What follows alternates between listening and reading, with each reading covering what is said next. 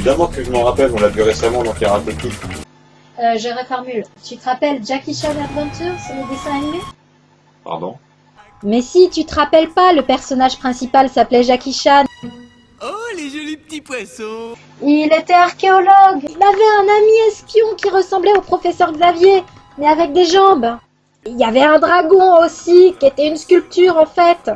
Et il y avait un sumo, et son sidekick était une petite fille, et son oncle le disait tout le temps. Je n'ai pas fini.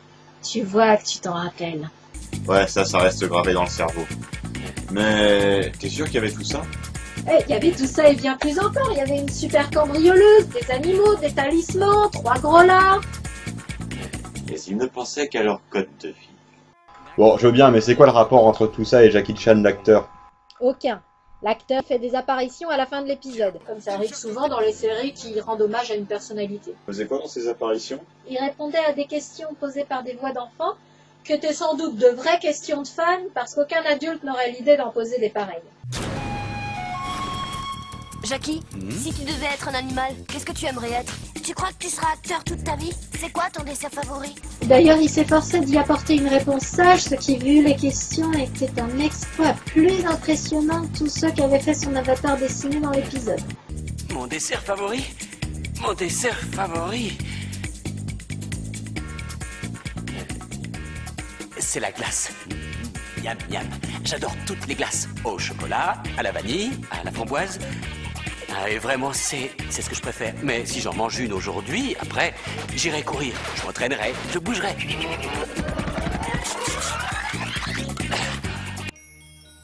Il apparaissait aussi dans le générique, et en fait, sa façon d'apparaître avait beau être très nunuche, ça rendait pas si mal. Et le corps même de la série, rien à voir. Rien. Enfin, j'ai vu assez peu de films avec Jackie Chan, mais j'ai bien repéré que le personnage qu'il joue habituellement, c'est bien celui-là. Très doué en arts martiaux, mais très gauche et très coincé dans la vraie vie. Mais physiquement, il ressemble autant au vrai Jackie Chan que moi à Angelina Jolie. Donc, la série est partie juste de ça, un personnage. Tel que c'est fait, le personnage aurait pu être n'importe qui. La raison à ça, c'est que la série est partie d'une idée de Jackie Chan lui-même et qu'il en est le producteur exécutif. Il répond à une question de fan en fin d'épisode qu'il avait fait cette série pour être dans un dessin animé parce que... Qui ne rêverait pas d'être dans un dessin animé, d'accord. L'identité de la série tient aux personnages secondaires, au graphisme et à l'intrigue. Cependant, ce héros pas trop héroïque est bien celui qu'on a envie de voir se dépatouiller au milieu de toute cette folie fantaisiste qui le dépasse. Il est archéologue.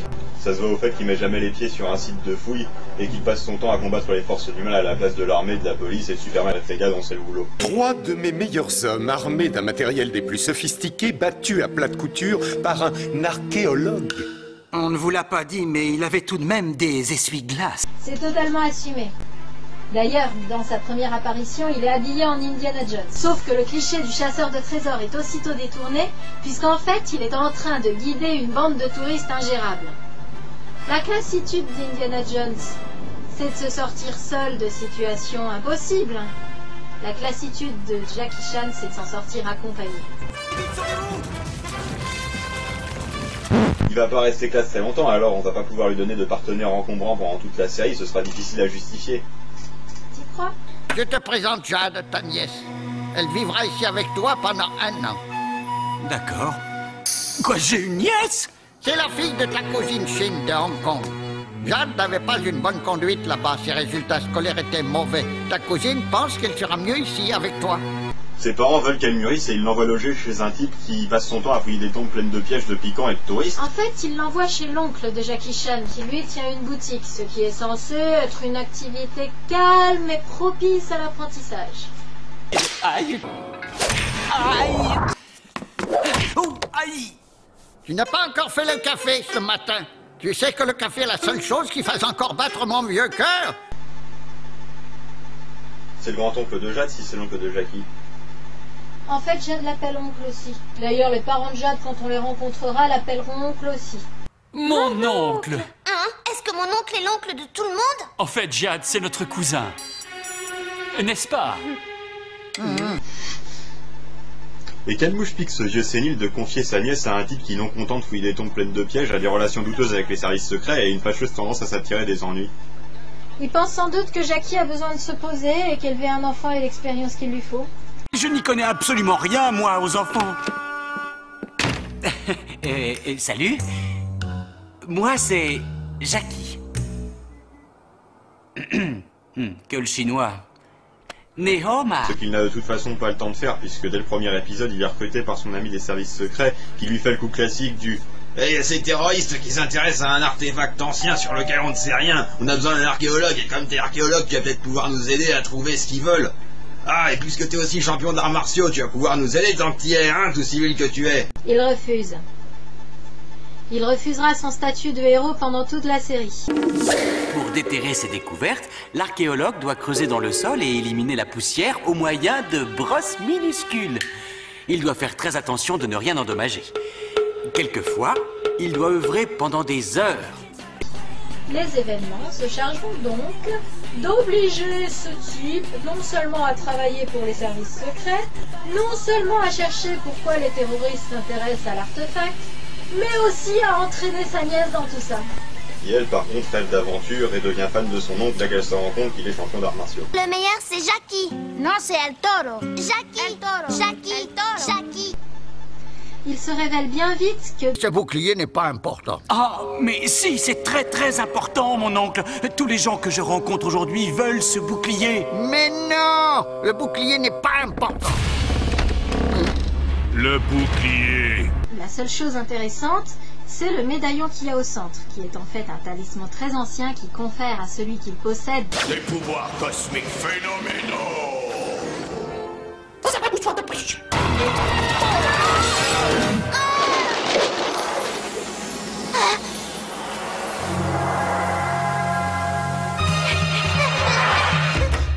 C'est moi où les coloristes ont un peu fumé la moquette en faisant les décors. Les couleurs sont celles de la BD belge. Les graphismes ne sont pas réalistes parce qu'on ne vise pas le réalisme, on vise l'expressivité. Je peux continuer ? Oui, continue ton histoire de talisman. Jackie, si tu pouvais posséder un des talismans, tu choisirais lequel? Un seul, c'est pas assez. Je crois que je voudrais tous les avoir. Ce talisman est donc le premier d'une longue série de talismans, 12 en fait, chacun lié à un élément du zodiaque chinois, qui sont, je vous le rappelle, le serpent, le cheval, la chèvre, le singe, le coq, le chien, le cochon, le rat, le taureau, Un bœuf. le tigre et le dragon. Ces talismans sont donc dispersés de par le monde et recherchés par le méchant pour les donner à... En récupérant tous les talismans, je suis sûr de recouvrer enfin toute ma liberté. Une statue. qui parle. Et qui emploie des hommes de main pour être à son service. Et lui font crédit en fait le temps qu'il récupère tous les talismans, quitte sa condition de statut et puisse payer. Et c'est aussi un noble dragon. Et un... Un sorcier maléfique, connu pour ne jamais tenir ses promesses. Bon, donc avec un scénario comme ça, on va avoir une structure du type un talisman, un épisode, et hop, la série est emballée. oui, mais... Mais oui, en effet, la moitié des épisodes est consacrée à la découverte des talismans, ce qui donne lieu à plein de scènes à la Indiana Jones.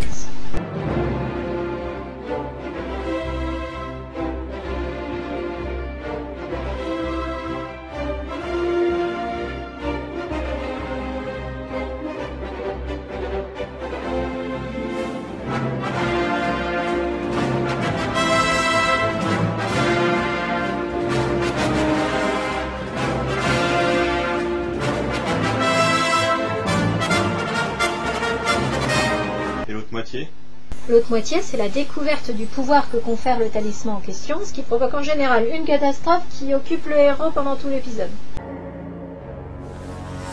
Mais parfois, le talisman est utilisé dès sa découverte. Oui, c'est moi. Que s'est-il passé? Je te croyais plus solide. Il parlait fort et il a tapé très fort. Ce n'est pas fini. Tu as encore du travail. Tu dois retrouver le talisman du cochon et tenter de découvrir quels sont ses pouvoirs. Mais je suis mort. Ah, que des sottises! Comment pourrais-tu être mort, toi qui portes le talisman de l'immortalité? Oh, c'est vrai, je n'ai pas fini! Mon oncle, est-ce que ça va? Oui? D'ailleurs, c'est vrai, j'oubliais, il sert à quoi cet oncle en fait? À la même chose que Tsingtao dans Enigma. Il indique où chercher grâce à sa maîtrise de la divination. Parce qu'il est devin en plus. Devin et magicien. Sauf qu'il met toujours tout l'épisode à trouver quelle est la formule qui aidera Jackie à sortir d'une situation inextricable. Ce qui est complètement idiot, parce que c'est toujours la même. You more grave we find dito. You more grave we find dito. Oh my way we find dito. You more grave we find dito. N'empêche que ça colle pas parce que s'il y a des épisodes où ils utilisent le talisman dès le début, ça peut pas faire une moitié d'épisodes où ils cherchent le talisman. Il manque des bouts. Disons qu'un tiers des épisodes est consacré à la façon dont chaque camp essaye de récupérer les talismans de l'autre. Au fil des saisons, l'histoire évolue mais tourne toujours autour des mêmes thèmes, c'est-à-dire du karaté, des démons et de la magie. Le corbeau en colère prend son envol. L'aigle se pose sur la montagne. Et le gorille t'envoie une noix de coco. La saison 1 raconte la collecte des talismans. Elle se finit par le dragon statue revenant à la vie. Heureusement, les héros sont là pour lui flanquer la pâtée, vérifiant une fois de plus ce précepte. Quand un méchant essaye de revenir à la vie, ce n'est qu'une fois qu'il a réussi qu'on peut enfin le vaincre. C'est à se demander pourquoi tous ces gens essayent de ressusciter. Bon, ça c'était la saison 1. Après, pour la saison 2, on reprend les mêmes et on recommence. Oui, mais non. Mais oui. En fait, le dragon vaincu entre en contact avec ses frères et sœurs démons, qui l'engueule parce que non seulement il a essayé de retourner dans le monde réel sans eux, mais en plus il a échoué. Mais il passe tout de même un accord avec lui. Il l'aide à retourner dans le monde réel, mais en échange, lui doit les aider à y retourner aussi. L'enjeu de la saison 2, donc pour les gentils comme pour les méchants, est de retrouver les portails par lesquels les démons peuvent revenir, et de les ouvrir ou de les fermer, selon le côté duquel on est. Un des trucs nouveaux de cette saison et que j'aime bien, c'est que les deux méchants font partie du même personnage. Dans la saison 1, Valmont, le chef de la Main Noire, l'organisation criminelle, travaillait pour Shendu, le dragon démon sorcier enfermé dans les temps anciens par l'un des 8 immortels qui a soulevé le peuple contre sa tyrannie. Shendu avait promis à Valmont l'accès à un trésor fabuleux s'il l'aidait à récupérer ses pouvoirs. Dans la saison 2, pour aider ses frères et sœurs démons à franchir le portail menant au monde des vivants, Shendu a besoin de prendre le contrôle du corps d'un humain. Ainsi, ses frères et sœurs démons unissent leurs pouvoirs pour lui accorder un essai de prise de contrôle. Il essaye bien entendu de prendre le contrôle de Jackie Chan, mais il n'y arrive pas et se retrouve obligé d'habiter le corps de Valmont.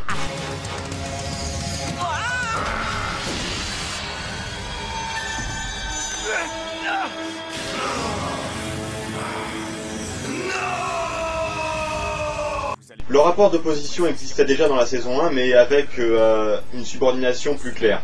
Ici, c'est carrément les deux personnages qui partagent le même corps sans avoir les mêmes objectifs. Enfin, sans avoir toujours les mêmes objectifs. D'autant que Shendu, le grand sorcier maléfique, adore porter des robes. Je suis prêt à faire des concessions, Shendu, mais il y a des limites. Bref, cette saison passe comme une lettre à la poste, même si, comme souvent dans les saisons 2, on ne fait que reprendre les ingrédients de la saison 1, mais autrement. Bah justement, tout est dans le autrement. Si on change le concept tout en conservant l'esprit, en général ça marche. C'est l'inverse très répandu qui marche beaucoup moins bien. 50 millions? Une seule personne apporte l'argent, sans piège, sans surprise, sans Batman. Hé, elle m'a bouffé mon beignet. Ici, le côté mythe chinois et force élémentaire, avec toute la répétitivité que ça implique, permet que, quoi qu'il arrive, on ait une situation où les héros aient plusieurs fois la même chose à faire, d'un épisode sur l'autre. Alors bien sûr, ça donne une structure d'épisode qui reste la même pendant toute une saison, ou du moins une grande partie de la saison, mais les personnages sont faits pour ça, ils sont très stéréotypés et on prend plaisir à les voir faire ce qu'on attend d'eux qu'ils fassent. D'ailleurs, cet aspect stéréotypé et répétitif est parfois conscientisé, pas trop souvent, mais juste assez pour que lorsque ça se produit, ce soit assez marrant.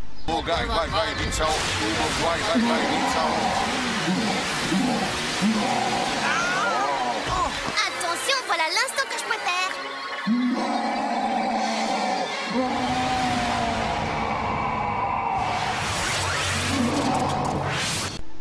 Finalement, c'était le meilleur parti à prendre.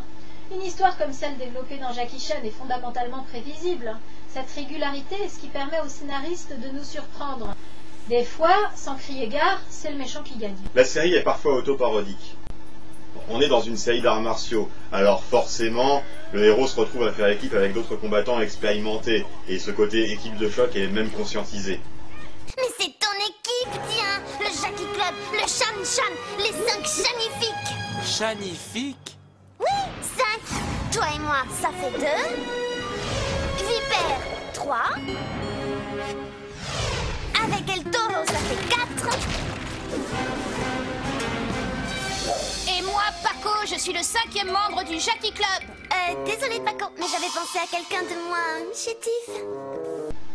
À la fin de la saison 1, même et pour le reste de la série, un méchant passe dans le camp des gentils.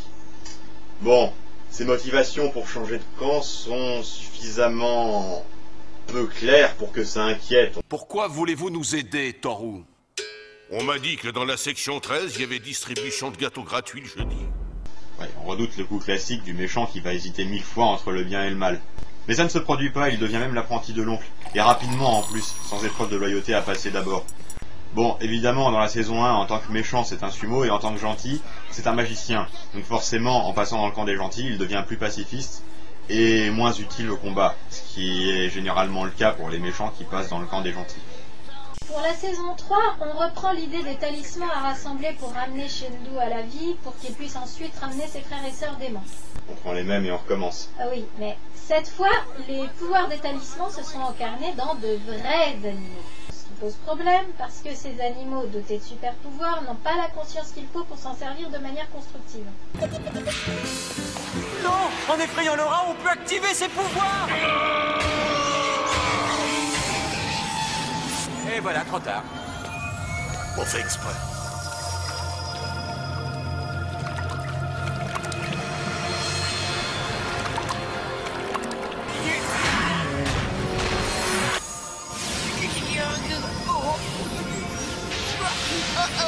Il se désunit à son tour.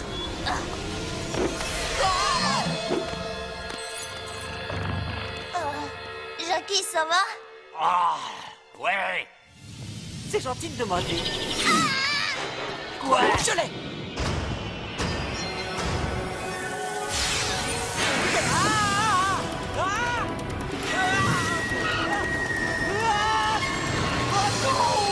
Donc après une saison de quête à travers le monde, on a un final tout en beauté. Jusque-là, dans la série, il y a un genre de contraste interne entre d'une part l'oncle et ses chinoiseries mystiques, et de l'autre les agents secrets dans leur environnement très technologique.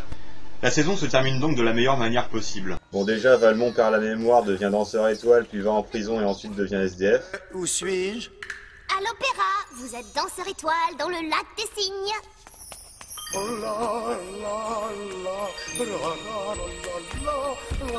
Mais surtout, l'oncle déguise les agents secrets en prêtres avec des toges et des tambours pour reproduire sur Shendu le sortilège qu'il a transformé en pierre dans les temps anciens. Et ça marche.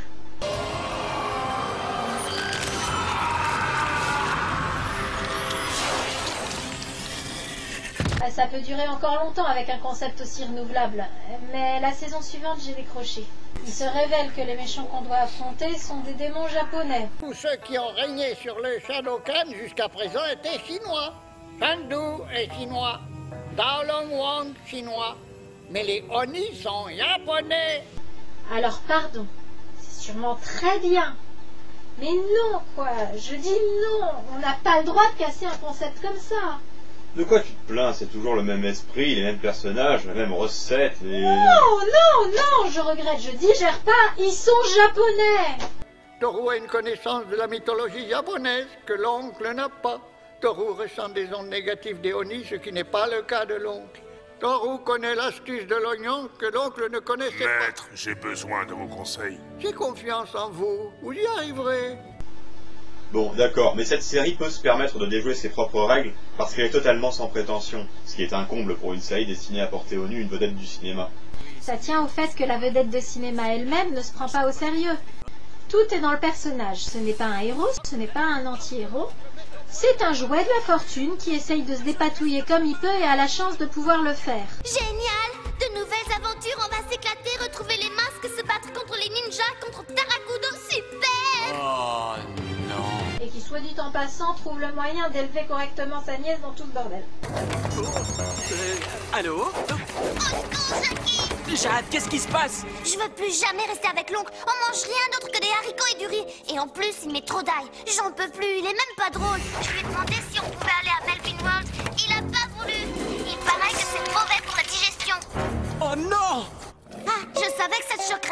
Cette série est très cartoonesque et n'a pas d'autre prétention que celle de faire rire. Mais avec son scénario cohérent, elle finit quand même par captiver, et à force de ne la considérer que comme un jeu, on finit par s'y laisser prendre. Bon, à part que dans la saison 5, ils ont repris la recette classique mais désastreuse du fils du méchant qui revient pour prendre sa revanche, etc., etc., etc., etc. On n'en parlera pas. Bref, malgré ça, ça mérite qu'on s'en souvienne. Merci de nous avoir regardés, et voici notre jeu. Devine qui j'ai doublé aussi. Alors moi aussi je suis un agent secret. Il va vraiment falloir qu'on fasse réparer ta montre. Je n'en suis pas aussi sûre. La légende dit également que les talismans ont été éparpillés un peu partout aux 4 coins du globe. Si vous avez fini la liste, va falloir que j'y aille. J'ai prévu un petit vol à l'étalage. C'est absolument incroyable. Vous vous rendez compte, nous sommes sur la Lune. Et de quoi s'agit-il aujourd'hui? Poisson pas frais. Ah oui, je connais. Alors comme les enfants, tu fais des pâtés dans le jardin, c'est du débilisme infantile. Le détecteur de talisman était un objet magique, rare et précieux. Nous aimions la traîtresse. Nous l'aimions, nous l'avons perdue. Pour toujours. Ouais. Tu as un caillou. D'autres héros portent plainte.